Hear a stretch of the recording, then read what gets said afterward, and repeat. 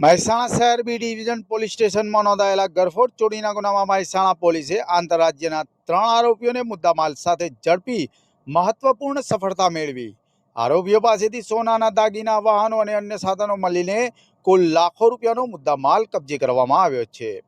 Police મહાનિરીક્ષક Virendrasinh Yadav Gandhinagar range, police અધિક્ષક હિમાંશુ સોલંકી મહેસાણા અને નાયબ પોલીસ અધિક્ષક મિલાપ પટેલના માર્ગદર્શન હેઠળ મહેસાણા શહેરમાં મિલકત સંબંધિત ગુનાઓ શોધવા માટે કાર્યવાહી હાથ ધરવામાં આવી હતી। ગત તારીખ 1 માર્ચ 2026ના રોજ મહેસાણા શહેરના નાગલપુર કોલેજ પાછળ આવેલા સોસાયટીમાં બંધ મકાનનું તાળું તોડીને તિજોરીમાંથી સોનાના દાગીનાની ચોરી થયાની ફરિયાદ બી ડિવિઝન પોલીસ સ્ટેશનમાં નોંધાઈ હતી। તપાસ દરમિયાન સર્વેલન્સ સ્ક્વોડે સીસીટીવી ફૂટેજ અને કમાન્ડ કંટ્રોલ રૂમની મદદથી શંકાસ્પદ ઇનોવા કારની ઓળખ કરી હતી। પોલીસને મળેલી બાતમીના આધારે ગોજારિયા રેલવે સ્ટેશન નજીક દરોડો પાડતા 3 આરોપીઓને પકડી પાડવામાં આવ્યા હતા।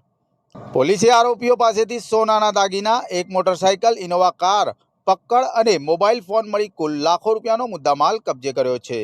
તપાસ દરમિયાન સામે આવ્યું કે આરોપીઓ પોતાની ઓળખ છુપાવવા માટે ઇનોવા કારની આગળ નંબર પ્લેટ પર એલઈડી લાઇટ લગાવતા અને પાછળથી નંબર પ્લેટ તોડી નાખતા હતા।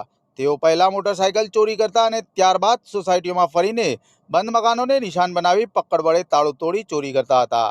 આ સમગ્ર કામગીરી પોલીસ ઇન્સ્પેક્ટર NS ગેટિયા તથા તેમની ટીમ દ્વારા સફળતાપૂર્વક પાર પાડવામાં આવી હતી। પોલીસે આરોપીઓની સામે કાયદેસરની કાર્યવાહી હાથ ધરી વધુ તપાસ શરૂ કરી હતી।